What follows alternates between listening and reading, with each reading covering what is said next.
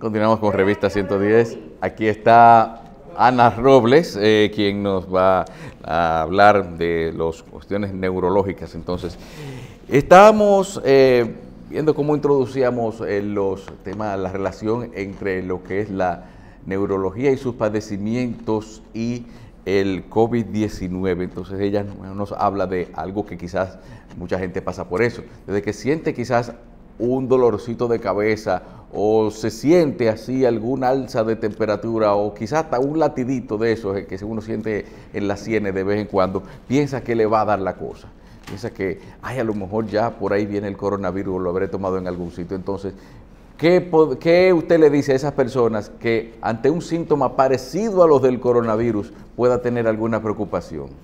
Lo primero que te voy a decir es que... Doctora, espérese. Está llamando por teléfono un juez. ¿A mí? No, una pregunta que quiere hacerle antes que Carlos. ¿Qué es el MOCA y qué resultado dio Donald Trump? El MOCA es un test de evaluación neurocognitiva que diagnostica demencia, y Donald Trump dio 30 de 30.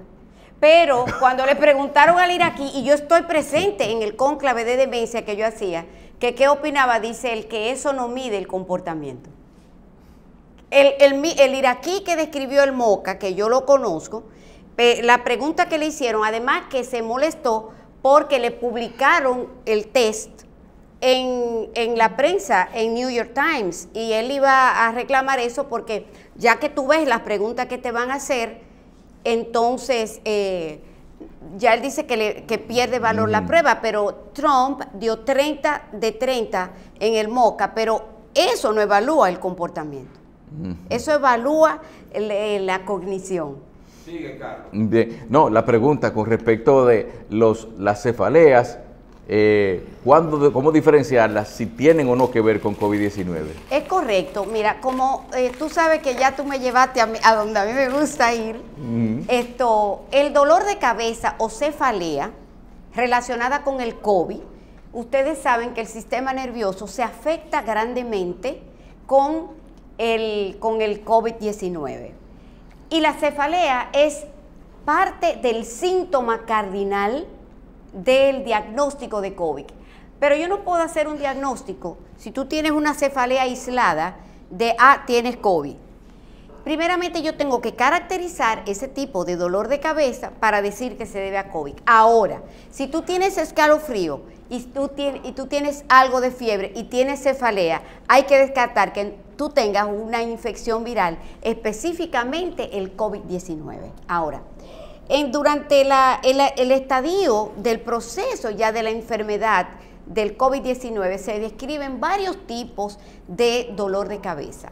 Primero, el dolor de cabeza inicial debido a la infección viral, que es lo que te da cuando tú tienes cualquier tipo de virus. Posteriormente, el paciente, cuando comienza a usar las mascarillas, y el uso de las mascarillas produce otro tipo de dolor de cabeza que se llama dolor de cabeza por compresión. Y además ocurre otro tipo de dolor de cabeza, que es un dolor de cabeza primario, que no necesariamente tiene que ser por la presencia del virus, que es la cefalea tensional que se ve con los pacientes de COVID. Posteriormente, en el paciente de COVID aparece otro tipo de cefalea, casi después de la cefalea que ocurre tensional por el miedo que tiene el paciente, por todo el proceso que está pasando. Hay una cefalea que es por el aumento de los movimientos respiratorios, y finalmente ocurre el dolor de cabeza que se llama por tormenta de citoquinas. Cada un tipo de cefalea nosotros elegimos determinados tratamientos. Ahora, ¿qué es lo que pasa aquí? Si tú eres una persona con migraña y se sabe que de todos los pacientes que se caracterizó el dolor de cabeza con COVID, había un 30% de ellos la mayoría eran mujeres, más que los hombres, y que el dolor de cabeza, cuando se relacionaba con la migraña, había un porcentaje elevado que no era unilateral. o sea que no le daba de un solo lado. ¿Y qué hacer cuando tienes un tratamiento específico para migraña? Sigues igual. Y como actualmente nosotros estamos utilizando un tratamiento en migraña crónica, que son las terapias de precisión, los anticuerpos monoclonales, se preguntan si se debe seguir o no seguir con este tipo de terapias. Pues la respuesta es sí, porque actúa a nivel de otro tipo de mecanismo, que es a través del CGRP o el péptido relacionado con el gen de la calcitonina, y los anticuerpos monoclonales que te utilizan para el COVID actúan a nivel de las interleuquinas 6. Ahorita el doctor Jacín se va a molestar un poco. Entonces, lo otro que tiene que ver con la cefalea y el COVID es el uso de la toxina botulínica, el Botox, en pacientes crónicos, que nosotros lo ponemos cada 3 meses. Y eso no hay ningún tipo de problema para seguir inyectando el Botox con los pacientes que tienen migraña crónica, pero sí hay que tomar en cuenta ciertas precauciones en el momento de la inyección, sobre todo elegir los casos que sean más vulnerables, elegir un lugar donde exista una verdadera separación. El colega debe estar, el profesional debe proteger el paciente, sabiendo él que no es portador, ni siquiera tiene la enfermedad, y también el paciente, y tratar de hacer inyecciones que sea lateralmente, o sea, debemos tener doble mascarillas, tenemos la máscara protectora, la pantalla protectora, y tratar de no trabajar al paciente de frente. No trabajar el paciente de frente, sino lateralmente. Ok.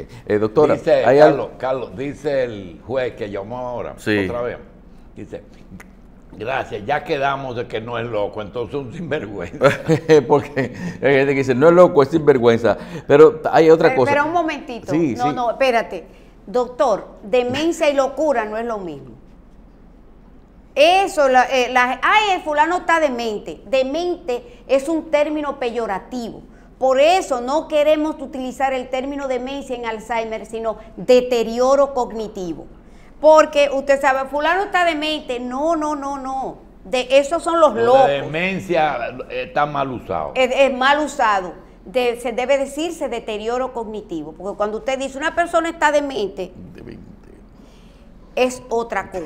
Carlos, sigue. Doctora, precisamente hablando también con lo que estos cambios que ha tenido la vida de la gente, ¿hay algún tipo de trastorno neurológico temporal por ese cambio de hábitos tan abrupto de que una persona tiene que añadir, sobre todo una persona ya con cierta edad que tiene ya tantísimos años, simplemente vistiéndose, calzándose, saliendo para su casa, para la calle a trabajar, que de un momento a otro tenga que añadir nuevas cosas como medidas de protección y precauciones? No los rompe, no hay un mapa en el cerebro que se rompe con eso. No, Carlos. Yo siempre he dicho que no hay problemas grandes, que hay cerebros chicos. Entonces, se necesita y se necesitó mucha resiliencia para manejar esto. O sea, la palabra inteligente para mí quiere decir una persona que se adapta rápidamente a situaciones nuevas. Porque imagínate lo que significó para mí hacerme cargo de mis pacientes por vía telefónica, por videoconferencia y el trabajo doméstico, porque yo tuve que hacer una readaptación de mi vida, y yo le doy gracias a la pandemia, que me cambió la vida para bien. Qué bueno es estar en la casa. Qué bueno que yo me diera cuenta, proyectándome a 10 años, decía, pero Dios mío, con esta pensión que me va a dar el Estado, yo tendré que tener suficiente dinero, porque la manera que nosotros nos manejamos, las dominicanas, que nos lo hacen todo, que lo tenemos todo ahí, no es compatible con lo que tú recibes como pensionado para retirarte. Piénsalo. Claro. Mire, doctora. Un momentito. Oye, están llamando, ¿no? Sí, dale. No, doctora, se sabe bien ya, usted nos dijo, que hay enfermedades, por ejemplo, el azúcar te puede alterar la función cerebral. Sí. En un sentido o en otro. Hay enfermedades, por ejemplo, usted ve a veces una persona en una silla de ruedas que tuvo una sección de médula, que su intelecto está intacto, no tiene ningún problema. pero hay otra gente como Hawking, ¿usted se acuerda? Sí, claro que sí. Que era un superdotado. Sí. Puede haber lesiones que multipliquen capacidad cerebral.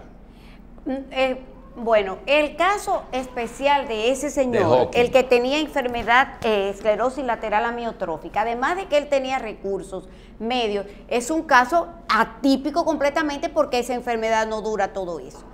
Ya le dije, eso va a depender de la capacidad de resiliencia que tenga cada persona, la capacidad que usted tenga de adaptar. La función cerebral más importante es la adaptación del cerebro. El cerebro lo que hace es que te adapta. Tú llegas aquí y tú tienes que, el cerebro automáticamente va a hacer todo lo posible por adaptarse a todo lo que hay aquí, a todo lo circundante. Y esa es la función más importante. Nosotros estamos perfectamente adaptados al caos. Aquí vino un investigador inglés a darnos una conferencia y desde que él llegó aquí, que vio este caos tan grande en el tránsito, entonces él comienza su conferencia y yo le dije que eso mismo me pasaba a mí cuando yo iba a Inglaterra con aquella gente, con aquel orden y manejando a la izquierda, que mi cerebro también se estaba volviendo loco, porque también necesitaba readaptarse. ¿Me entiende? O sea, la función más importante del cerebro es la adaptación. Doctora, ¿qué es el IQ o índice de inteligencia? Eso mismo, el coeficiente de inteligencia. ¿Qué es? ¿Quién mide eso? Mide el nivel de inteligencia. ¿Cómo un ser humano puede medir a otro? No, bueno, o sea, eso te dice, si tú tienes un IQ por debajo de 80, por debajo de 70, eso te dice que tú eres, que si tienes o no retraso en tu desarrollo de tu inteligencia. Entonces, los que están por encima de ahí son personas hasta llegar a 140, que son los superdotados. La serie anterior a la del Alzheimer fue de síndrome de Down. El IQ, y hay una relación con de Alzheimer y síndrome de Down. Ajá, sí, clarísima, sí. Y hay poblaciones más proclives a esas dos enfermedades. El que usted encuentra más síndrome de Down, por ejemplo. Una vez me dijo el doctor Oliveira, que era amigo suyo, le dijo, no use la palabra mongólico, que Mongolia presentó una querella ante las Naciones Unidas y cada vez que nace un idiota en el mundo le ponen mongólico. No lo use nunca. Pero ellos no son idiotas. ¿Perdón? Ellos no son idiotas. No, al contrario. Al contrario. Es como que transmiten en una sola banda. Pero es otra cosa, esos son seres extraordinarios. Ahora, los síndromes de Down. Pero hay grados de Down también. Claro que sí. Hay grados como de Alzheimer. Sí, claro que sí, claro que sí. ¿Y es progresivo eso? Lo que pasa es que depende del plus del Down, por así decirlo. Por ejemplo, hay niños que tienen síndrome de Down, que tienen malformaciones cardíacas, que tienen otro tipo de malformaciones que se asocian al Down y unos la tienen más severas que otras. Pero el nivel de educación, doctora, para mí lo más importante en este tipo en esta población de Down. Doctora, yo lamento mucho lío, que usted no estaba obligada a saberlo, pero qué sé yo, ¿quién promueve los matrimonios entre iguales? Mire, la cantidad de personas con Down que se casan, la cantidad de enanos que se casan entre sí, la cantidad de sordomudos que se casan entre sí. ¿Eso es una corriente o eso es espontáneo? Bueno, doctor, lo que tiene que ver, hay una canción muy linda de Víctor Manuel. Exactamente. ¿Cuál es? Solo pienso en ti. De Víctor Manuel. De la mano. Sí.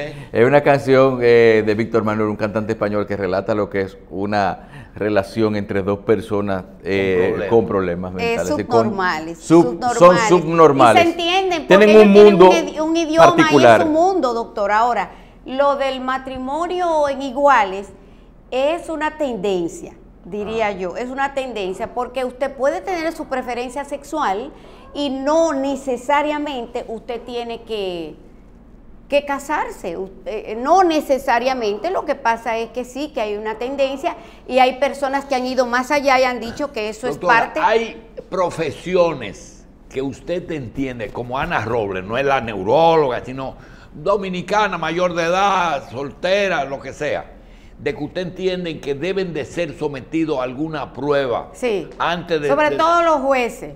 Un juez debe ser... Deben hacérsele... Y los presidentes también. Pero por supuesto... Pero los candidatos, ¿verdad? A todos los candidatos. Y los profesionales, por ejemplo... Los médicos. Un psiquiatra debe de ser... Mira, el doctor Pereira me dijo... Yo no me dejo poner la mano... Bueno, no, ya yo no voy a hablar ya. Ahí va a hablar Ana Robles. Doctora, ahí va a hablar Ana Robles. El doctor Pereira me dijo a mí que cuando él terminó allá con López Ibor en España, llamaron a cada uno ya graduado. Dice, mira, tú eres psiquiatra, tú eres de un país caribeño, tú eres negro, tú lo sabes, ¿verdad?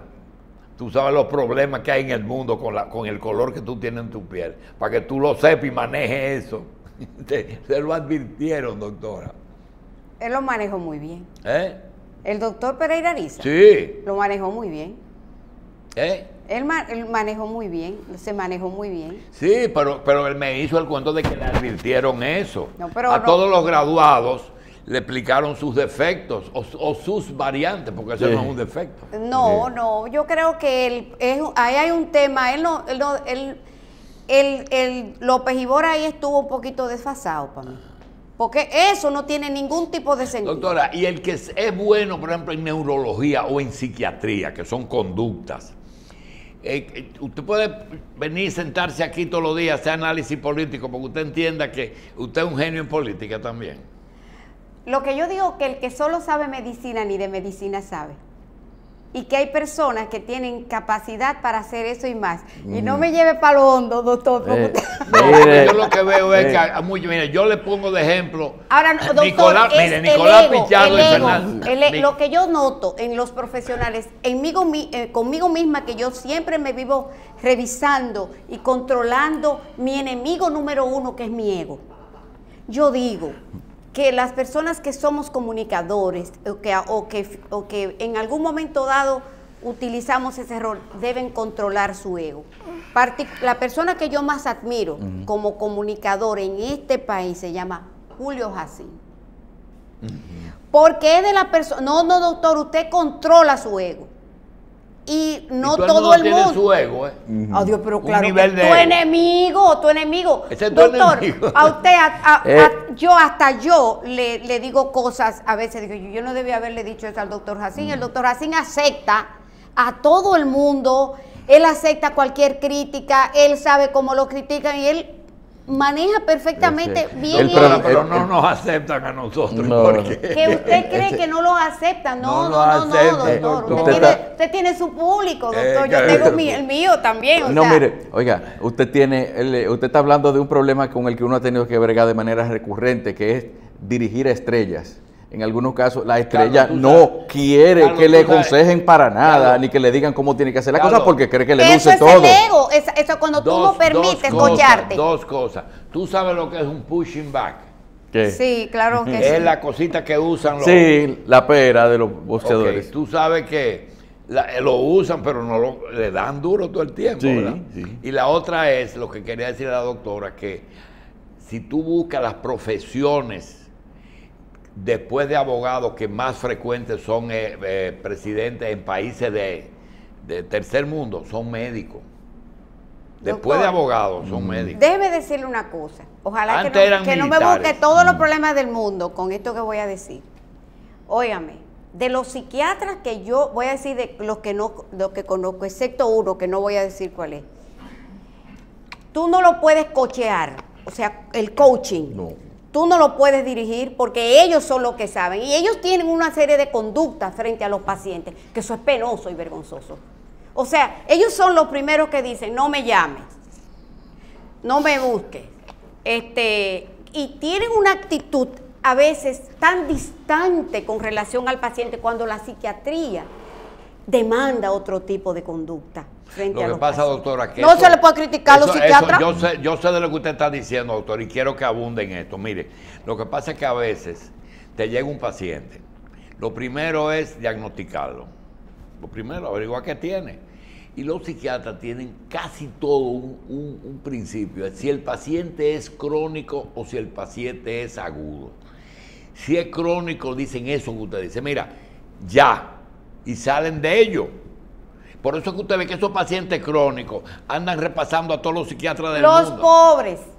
Sí. Los que no pagan. Sí. Los otros lo explotan. Porque no lo explotan, le dan coach.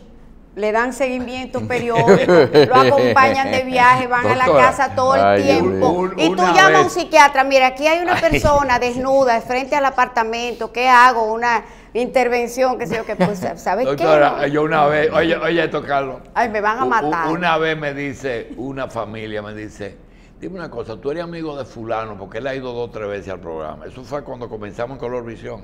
Digo, sí. Me dice, óyeme una cosa. Él vive de mí nada más. Tengo un hijo con problemas y yo tengo que mantenerlo. Otro me dice, óyeme, se murió el papá de fulana, esa paciente mía, no me quiten de psiquiatra, que yo tengo 20 años viviendo de esta muchacha. Y eso es verdad, doctor. Que sí es verdad, yo te puedo decir el nombre ahorita. Exacto, sí. Ahorita te puedo decir el nombre. Pero uno de no me quite de psiquiatra. Y a veces, psiquiatra, doctor, el que tú menos crees y el que tú crees que por el EO, por las ínfulas, quizás el que más es el que más cobra, ¿no es así? Sí. Y doctor Fernández Caminero y el doctor Nicolás Pichardo formaron parte del Consejo de Estado. Y cuando ya estaban terminando, fuimos a Santiago a hacer un viaje y me dijo el doctor Rivera, ven para que nos acompañe, para que tú saludes. Y yo le dije a ellos dos, iban ahí atrás sentados con el doctor Olivera, 3 cardiólogos, 3 internistas, 3 de México. Y digo yo, ven acá, ustedes que encueraron a Trujillo, después se hicieron enemigos de él, ustedes que han así mismo le dije, que le han metido el dedo a toditos los políticos de aquí. ¿De verdad ustedes se creen que ustedes tienen la capacidad política de esa gente? Dice Pichardo, tú eres loco, Bonelli todos los días me desautoriza. Claro.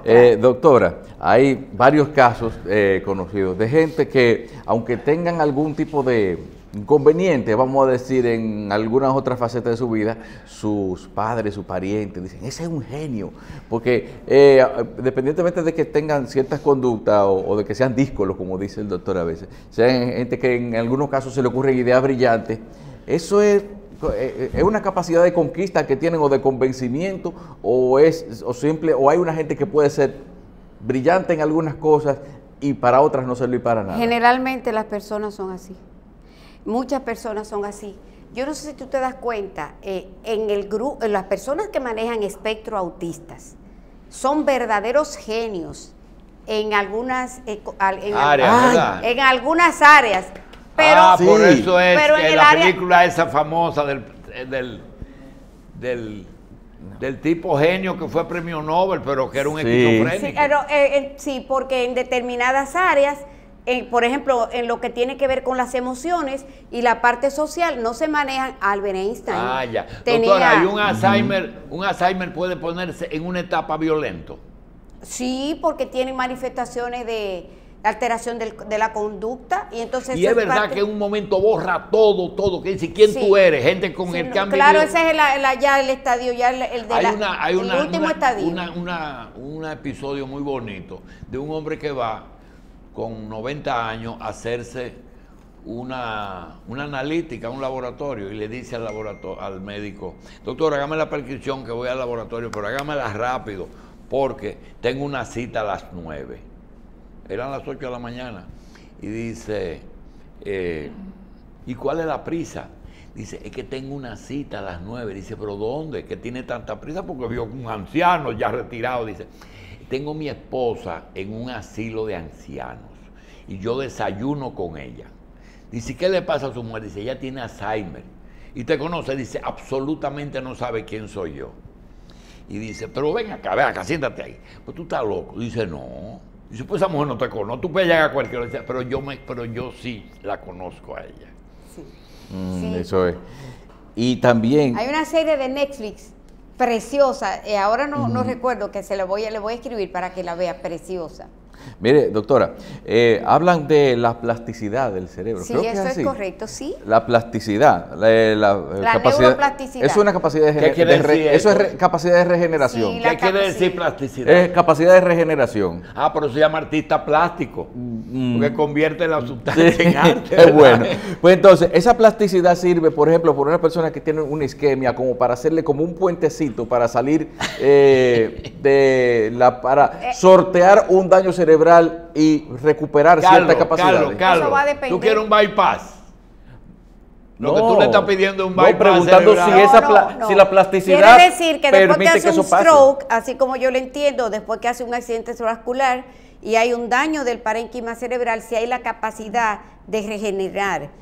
Eso va a depender de la reserva cerebral que ese paciente tuviera en el momento del infarto cerebral, de la trombosis. Ahora sí, la reserva cerebral. Y eso se determina. ¿Es un ejercicio? No. Lo que pasa es que aquí, o sea, no voy a decir, tú haces una resonancia magnética y cuando tú hablas con un experto en vasculares en Estados Unidos, te dice de qué tamaño es el infarto, tú tienes que decirle el volumen del infarto, tamaño, y dependiendo de eso y lo que está el área alrededor y todo lo que ocurre, desde el punto de vista hemodinámico y desde el punto de vista cerebral, entonces eso es lo que se llama reserva.